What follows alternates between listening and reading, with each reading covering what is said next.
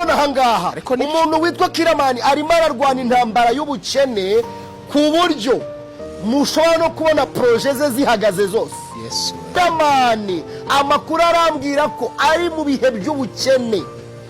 Ariko ubundi hozoreka mbabaza, ubundi bwo ibyo bihe yaba birimo, yaba ari mu bukene, reka dufate wenda ko Kiramani birimo, nicyo gihe cyo kuba waza ukamwishira izina ukamuvuga nabi, cyangwa ubwo nicyo gihe cyiza cyo kumusapotinga, cyo kumujya inyuma tukamushyigikira.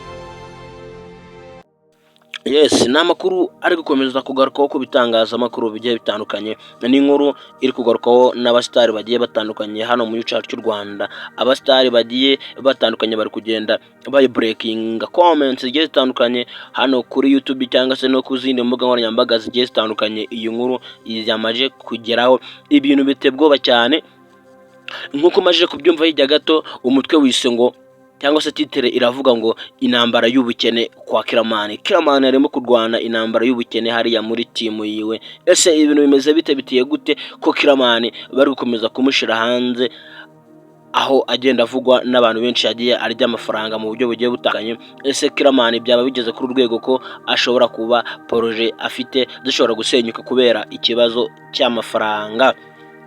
Nk'uko maje kubyumva mu minsi yashize, ubwo yirukanye uwo bita Miki, yaratangaje ati Miki ngiye yaransuzuguye, niyo mpamvu nafashe umwanzuro wo kumwirukana. Ariko ngo siko bimeze. Amakuru y'indani aravuga ko Kiramani projet yatangiye ashobora kuzivamo kubera ikibazo cy'amafaranga ari kugenda aba makiya hariya muri timu yiwe.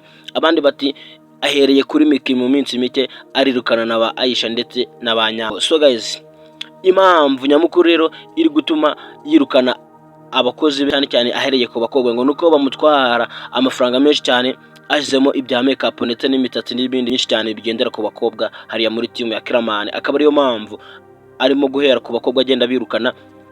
Gusa uwitwa Aisha yagize kwa Irene atangaza avuga ngo ntago ngiyewe Kiramani yanyirukanye. Irene ho yamubajije ngo ese Kiramani yarakwirukanye cyangwa ntabwo yakwirukanye? Aisha ati nge ntabwo yanyirukana kuko nta kosa na rimwe naba nakoze. Irene ati se wareka gukina kwa Kiramani?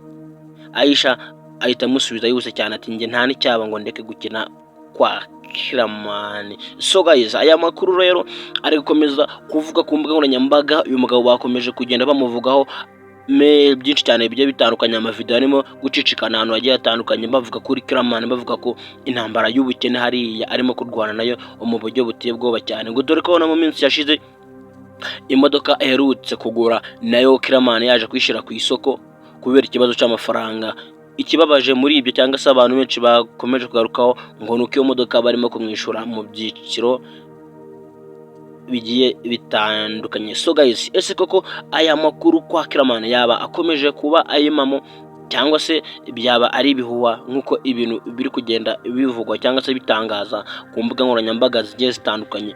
Gusa hari abantu benshi muri comment bagiye bandika ngo umugabo iyo ahuye n'ibibazo ntago agomba kuvuga, ahubwo ugomba kumwegera ukamuganiriza. Nicyo gihe ngo mumufashe ave mu bibazo arimo ndetse munamube hafi. Nimba ari n'ubwo bukene mumufashe kubuvamo, yongera akomeze projet zigiwe. Kuko Kiramani aramutse aretse ibi bintu projet yari afite nyinshi cyane zishobora guhagarara. Byababaza abantu benshi cyane, dore ko harimo n'ababa babona nta birenze cyangwa se byabashimisha Kiramani yaba ahagaze.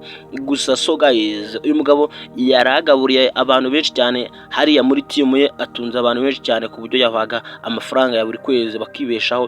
Nicyo gituma bari kuvuga ngo uyu mugabo projet ze zihagaze cyaba ari ikibazo gikomeye cyane, byaba ari bihombo ku bantu bagiye batandukanye hariya muri timu ya Kiramani. So guys, izi nkuru rero zikomeje kugaruka ku bitangazamakuru bigiye bitandukanye hano mu cyacu cy'u Rwanda. Ni amakuru adashimishije abantu bagiye batandukanye. Rero njyewe mwibuka ko nk'ibisanzwe ni njyewe Pacifique ugenda ubagezaho amakuru agiye atandukanye, amakuru arimo kuvugwa gucaracara hano mu gihugu cyacu cy'u Rwanda, aba agezwe ku mbuga nkoranyambaga zitandukanye. By'umwihariko ugeze kuri channel bwa mbere kanda kuri buto subscribe, like, share ndetse na comment kugira ngo breaking news uzajye uzibona mu bambere. Amakuru abagezwe ku mbuga nkoranyambaga zitandukanye uzajye uyabona mu bambere. So guys, reka mashime rero mwe twabanye mu kiganiro, by'umwihariko bakanda kuri buto subscribe. Mukomeze kugira byiza. Ciao ciao.